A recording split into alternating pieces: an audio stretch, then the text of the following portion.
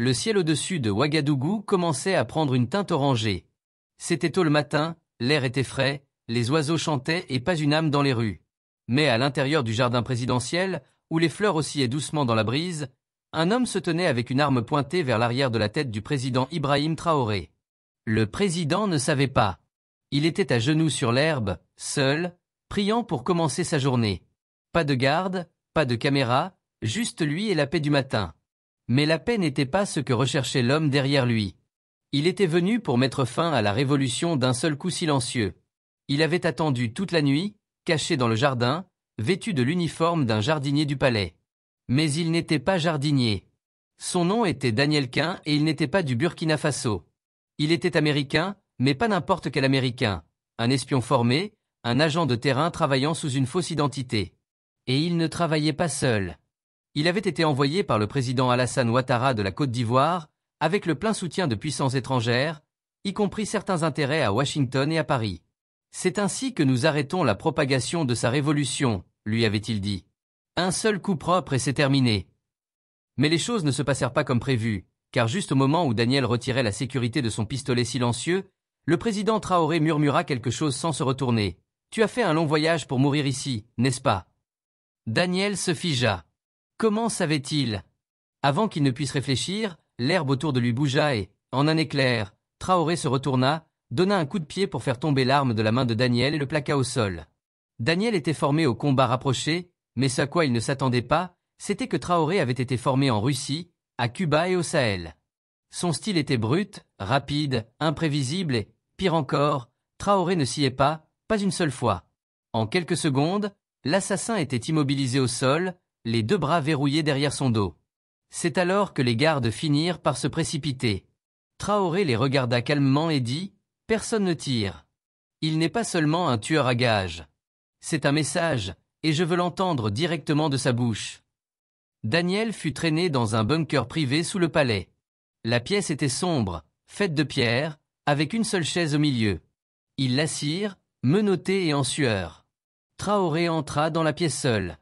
Pas de garde du corps, pas d'armes, juste lui tenant une petite tasse de thé. Il la posa sur la table. « Parlons, dit-il.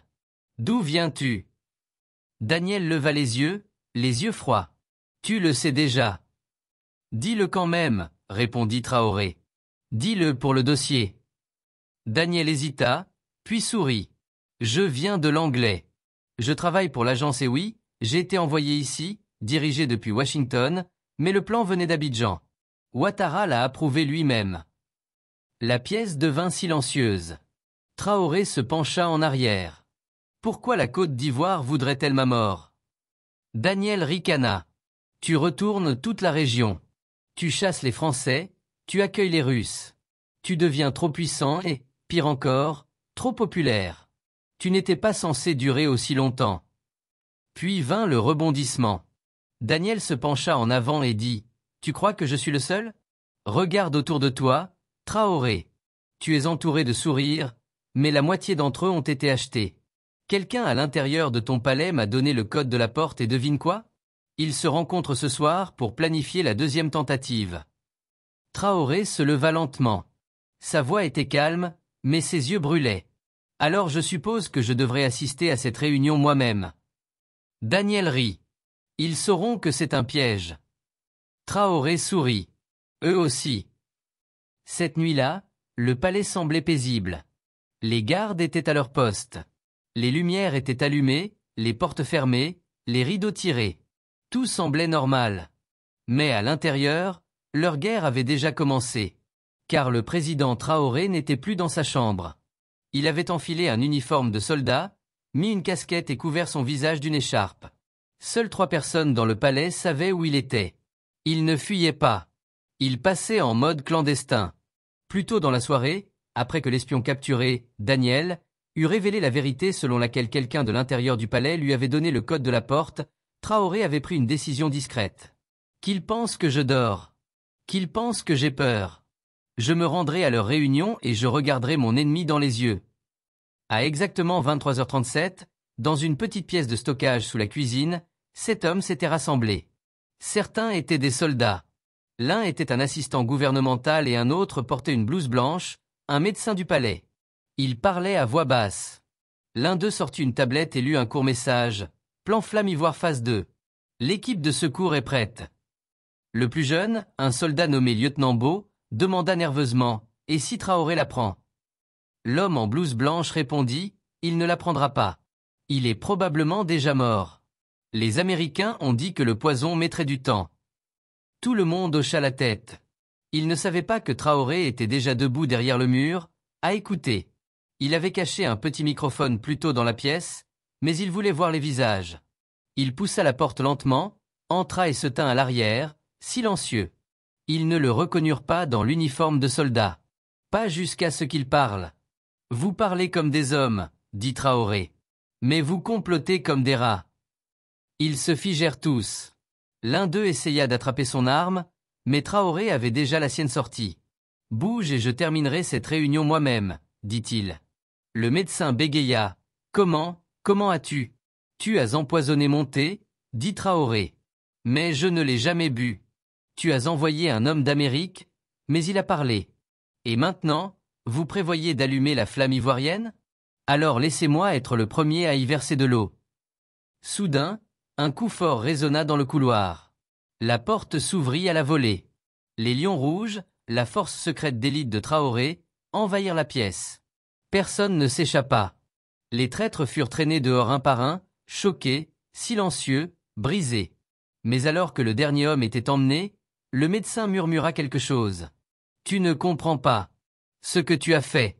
Tu as arrêté l'espion, mais tu as manqué le serpent. » Traoré se pencha plus près. « Qui ?» Le médecin sourit faiblement. « Il y en a un autre, plus haut placé que moi, proche de toi, et il est déjà en mouvement. » Traoré recula, le visage calme mais le cœur battant. « Alors nous l'arrêterons avant qu'il ne frappe. » Car qui que soit ce serpent, il n'était pas seulement un traître. C'était quelqu'un en qui Traoré avait confiance, quelqu'un qui pourrait se tenir à ses côtés même maintenant. Le lendemain matin, le ciel au-dessus de Ouagadougou était gris. Il ne pleuvait pas, mais on sentait qu'un orage approchait. Le président Ibrahim Traoré était assis à son bureau en silence. Devant lui se trouvait cette photo, chacune représentant un homme arrêté la nuit précédente. Des soldats, du personnel, même le médecin du palais, tous des traîtres. Mais il en manquait encore un. Le vrai chef. Traoré dit à son chef des renseignements, il est toujours en liberté. Quelqu'un de proche, quelqu'un en qui j'ai confiance. Le chef des renseignements hocha la tête. Un serpent dans ton ombre. À ce moment-là, un message arriva. Il venait de l'ambassade des États-Unis par des canaux diplomatiques officiels. Il disait, Washington regrette le malentendu. L'agent a agi sans autorisation. Nous demandons une réunion privée pour éviter tout autre conflit. Traoré fixa l'écran. Ils veulent étouffer l'affaire discrètement, dit-il. Pas d'excuses, juste le silence. Mais quelque chose dans le message semblait suspect. La police était différente. La formulation aussi, trop froide. Il se tourna vers son officier cyber le plus compétent. Est-ce authentique ? L'officier semblait nerveux. Le canal est authentique, mais l'emplacement d'où le message a été envoyé n'est pas les États-Unis. Alors d'où ? Demanda Traoré. L'officier hésita. Un réseau privé à l'intérieur de la Côte d'Ivoire. Traoré se leva. Alors ça commence. Les mensonges, la couverture. Ils veulent tout effacer, en commençant par moi. Mais je n'attendrai pas qu'on m'efface. Pendant ce temps, dans une autre pièce du palais, quelqu'un d'autre était en mouvement. Un homme en uniforme de général.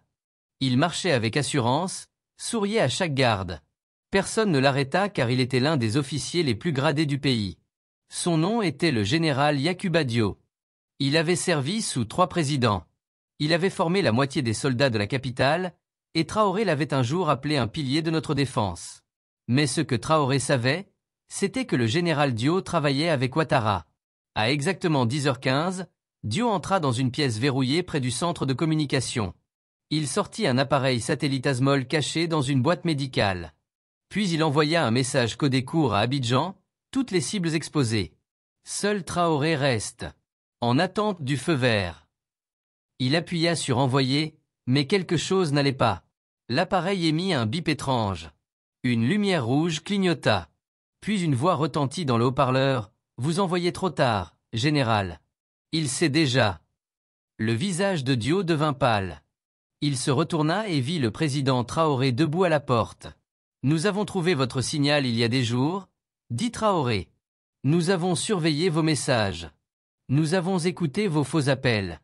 Même les Américains ont sous-estimé jusqu'où vous iriez. » Dio ne parla pas. Il essaya d'attraper son arme de côté, mais avant qu'il ne puisse la toucher, un garde des Lions Rouges défonça la fenêtre et le plaqua contre le mur. Traoré s'avança, calme comme toujours. « Vous avez formé des milliers de soldats, mais vous avez oublié que la loyauté ne peut pas s'enseigner. Combien vous ont payé pour trahir cette terre ?» Le général Dio esquissa un dernier sourire. Ce n'était pas pour l'argent. C'était par peur. Ils m'ont dit que si je n'aidais pas, le Burkina Faso brûlerait. Traoré le regarda droit dans les yeux. Alors qu'ils viennent avec le feu. Nous répondrons par le tonnerre. Alors que Dio était emmené, Traoré se tourna vers ses officiers.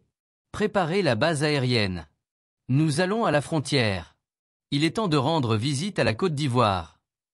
Le soleil était au-dessus du Sahel lorsque le président Ibrahim Traoré monta dans un SUV noir sans marque, direction le sud. Pas de drapeau, pas de convoi officiel, juste 4 lions rouges de confiance en vêtements civils et une mission.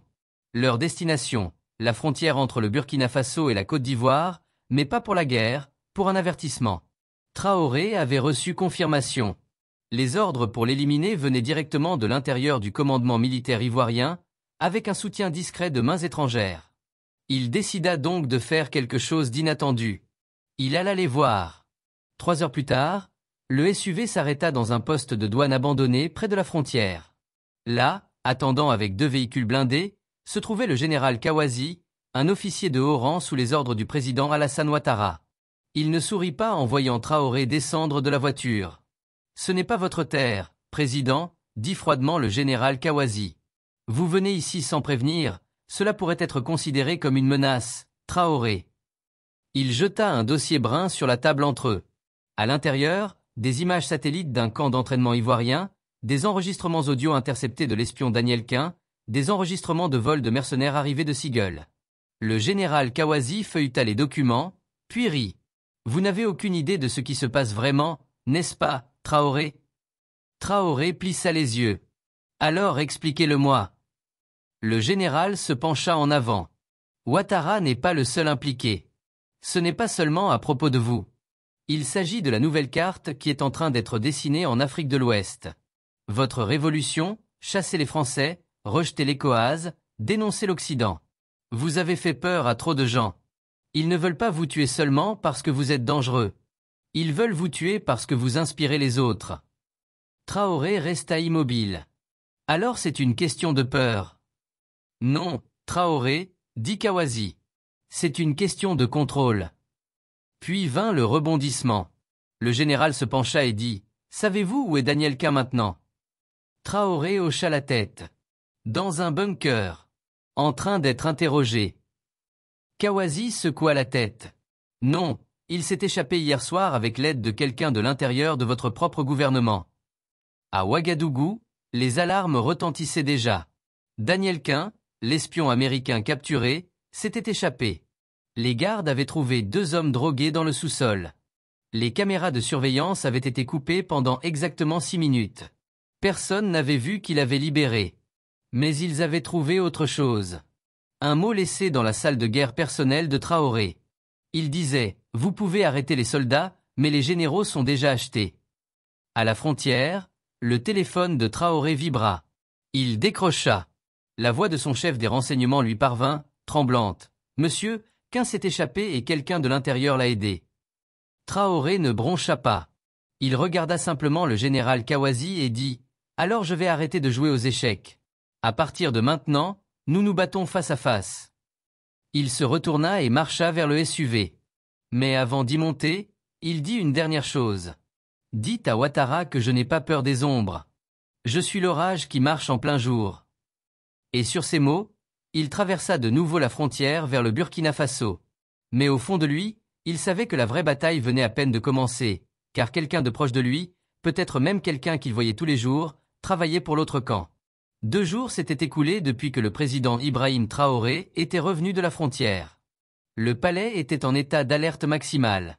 Les gardes changeaient toutes les 2 heures. Toutes les entrées étaient surveillées. Personne n'était digne de confiance. Même le personnel de longue date. Mais le plus troublant était que Daniel Quinn, l'espion américain, avait disparu sans laisser de traces. Pas d'empreintes, pas de signaux satellites, pas de passage de frontière. Cela ne pouvait signifier qu'une seule chose. Il est toujours dans le pays, dit Traoré à son équipe de renseignement. Et quelqu'un le cache. Traoré n'a pas convoqué de réunion d'urgence. Il n'a pas crié. Il ne faisait confiance à personne. Au lieu de cela, il a lancé l'opération Tinger, une opération secrète de nettoyage de son propre gouvernement, menée par une équipe choisie de Lions Rouges, fidèle uniquement à lui. Pendant 3 nuits, ils ont surveillé les ministres. Ils ont mis les téléphones sur écoute. Ils ont écouté les conversations chuchotées. Et finalement, un nom revenait sans cesse, le ministre de la Défense, le colonel Amadou Sangaré, un héros pendant les batailles du Sahel, promu par Traoré lui-même, respecté, calme, toujours silencieux, trop silencieux. La 4e nuit, un agent des Lions Rouges a suivi la voiture de Sangaré après minuit. Elle ne s'est pas dirigée vers sa maison. Elle ne s'est pas dirigée vers le quartier général de la Défense. Elle s'est dirigée vers un manoir colonial abandonné en périphérie de la ville.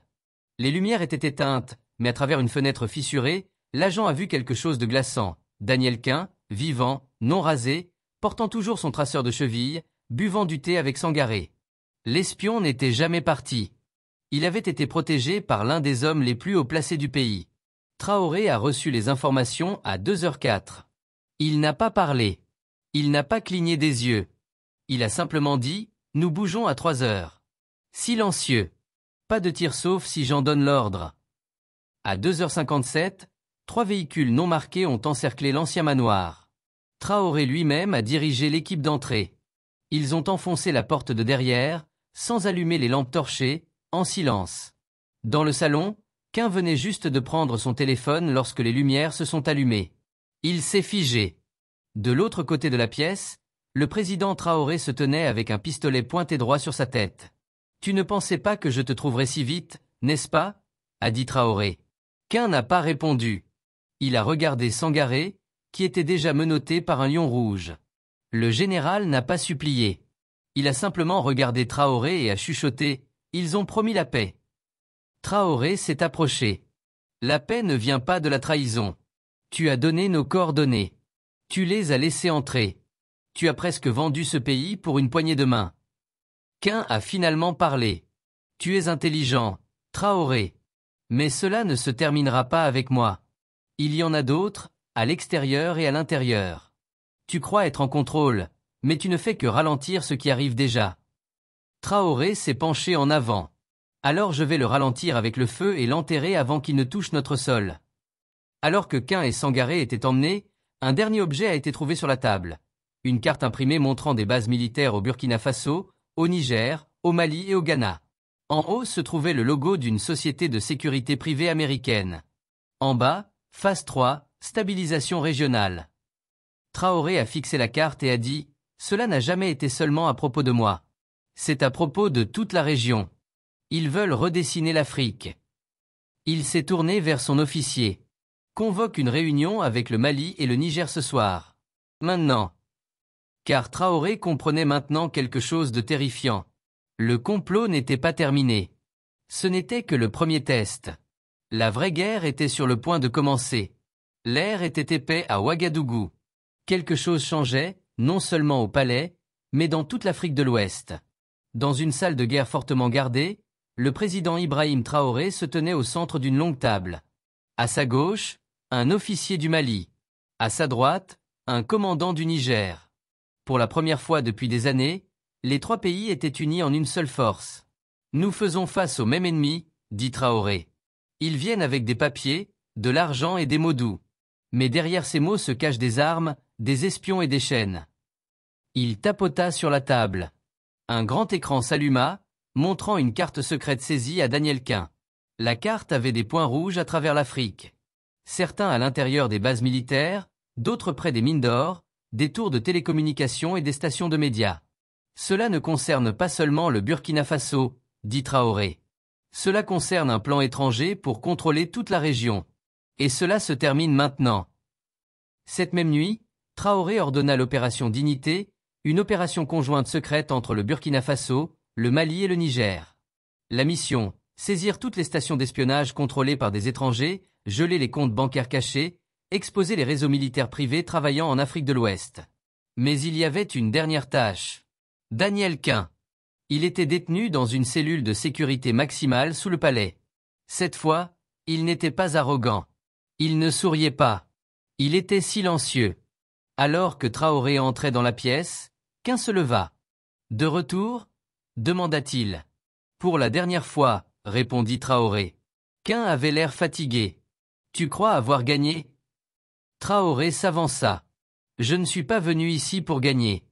Je suis venu pour terminer ce que tu as commencé. » Il sortit un dossier et le jeta à l'intérieur. Il y avait des photos, des enregistrements et des documents prouvant les liens de Quint avec plusieurs coups d'État avortés à travers l'Afrique, pas seulement au Burkina Faso, au Libéria, en Guinée, au Tchad. Quint baissa les yeux, puis les releva. Cela n'a jamais été personnel. Maintenant, si, répondit Traoré. Tu es entré dans mon pays. Tu as essayé de mettre fin à ma vie. Tu as acheté mes amis. Tu as chuchoté à l'oreille des traîtres. Et pourtant, me voilà debout, car je ne suis pas ton pantin, et le Burkina Faso ne se soumettra jamais. À ce moment-là, une télévision dans la pièce s'alluma. À travers l'Afrique, des stations de nouvelles diffusaient en direct. Nous diffusons en direct. Le monde regardait. Traoré regarda dans la caméra et s'adressa directement à chaque Africain qui regardait. Nous en avons assez de nous faire dire quoi faire. Assez d'être gouvernés de loin. Assez d'être joués comme des pions sur l'échiquier de quelqu'un d'autre. Aujourd'hui, nous mettons fin au silence. Nous exposons chaque main derrière notre souffrance et nous reprenons ce qui nous appartient, notre terre, notre voix, notre avenir. Alors que ces mots résonnaient à travers le continent, des acclamations éclatèrent dans les villages et les villes. Les gens agitaient des drapeaux, les combattants saluaient. Même les anciens dans la campagne pleuraient. Mais dans une base tranquille et éloignée, quelqu'un d'autre regardait aussi.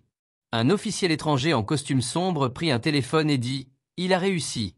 Annulez l'opération. Nous trouverons un autre moyen. » De retour dans la cellule, Traoré se tourna vers Quint et dit « Tu es venu pour briser un pays, mais tu l'as rendu plus fort. Maintenant, va leur dire que nous sommes éveillés et que nous n'avons plus peur. »